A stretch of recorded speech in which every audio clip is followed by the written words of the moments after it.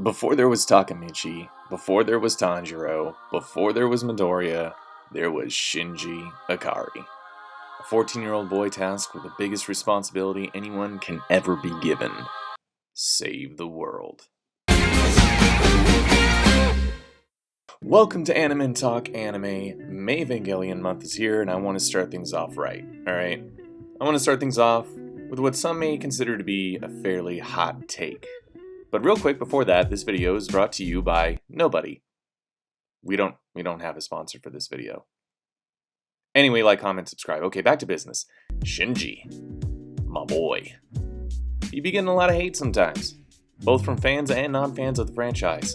The common complaints I hear about Shinji is that he's a crybaby. He's always trying to run away. He's a coward. He's not someone you can look up to. And honestly, each of these complaints just don't justify the hatred Shinji receives. So for this video, I'm going to counter each of these complaints. So I'm sick and tired of the hate that my boy gets, alright?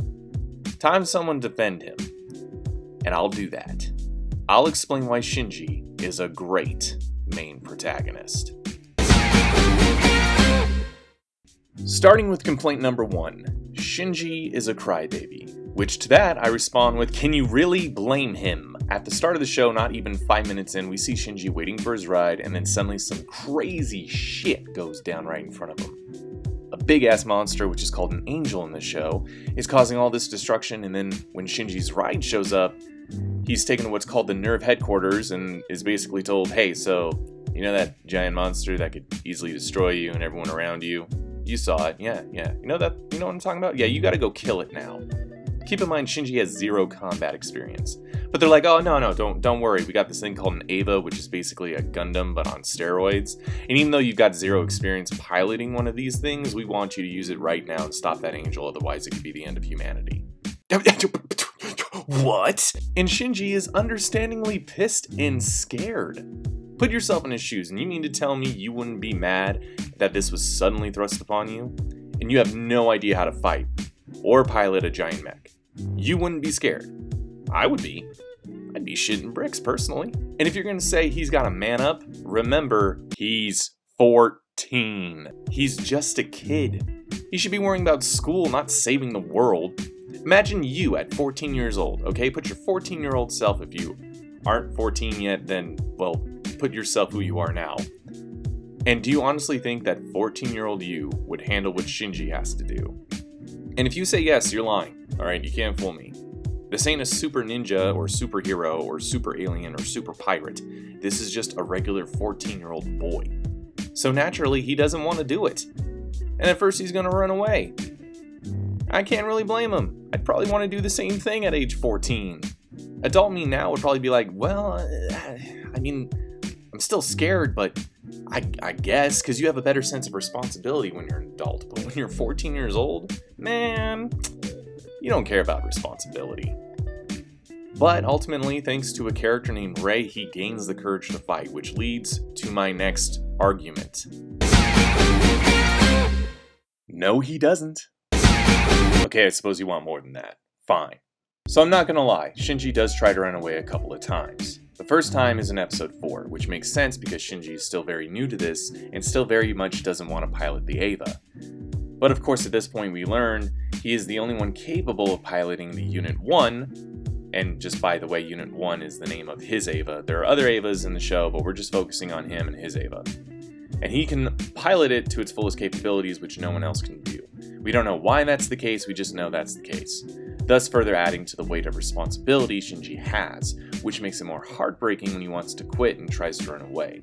It works because Shinji at this point is shown to react to situations realistically, but in the previous episodes he is shown to be a caring person.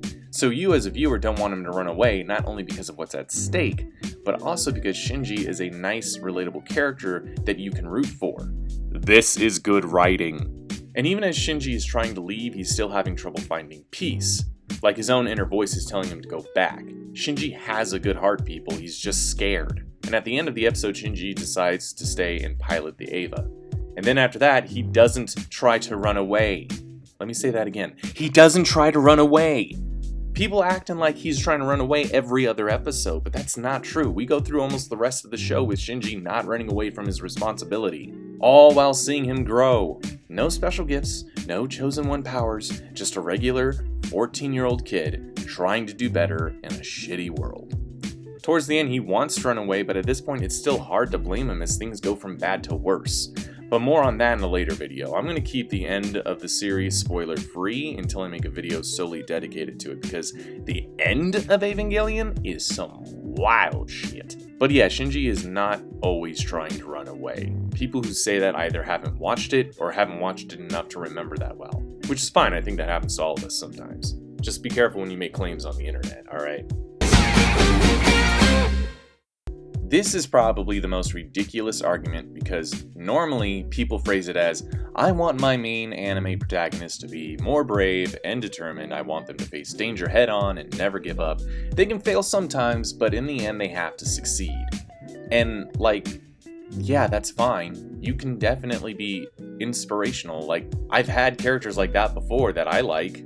I would argue are inspirational too, but do you really want every anime protagonist to be like that? I don't know about you, but I like variety, alright? Shinji doesn't start out brave and determined, he starts out scared and is fairly shy. But not the, he's so cool and mysterious kind of shy that is portrayed in many anime and that plenty of weebs think they can pull off, but never do. But over time, thanks to others, he builds that courage, he builds that determination, all while still being realistic about the whole situation. That sounds inspirational to me. But yes, sometimes Shinji makes the wrong choice. He says the wrong thing. He still messes up from time to time. But damn, doesn't that make him even better to look up to? After all, I'm gonna give you a question right now. Alright, so pay attention, okay? Who else makes the wrong choice, says the wrong thing, and still messes up from time to time? You, me, all of us. So many people claim they want relatable characters in their entertainment, but then someone just like that comes along and people are like, he's too cowardly, he cries too much. Why would he do that? That's not very heroic. If it was me in that situation personally, No, stop. If that was you in that situation, especially at the age 14, you'd probably act the same way, maybe even worse. Search your feelings, you know it'd be true. If you want someone who's brave, determined, selfless, and always makes the right choice, that's fine. That's also inspirational. Heck, Jesus fits that description. He's inspired a lot of people, myself included. But there's more than one way to inspire people. Shinji is one of the most real characters I've seen in anything, and I love that. Especially when he fails. Because in life, you're gonna fail more than you're gonna succeed. You're gonna be wrong more than you're gonna be right, and that's okay. That's how you learn. That's how you grow.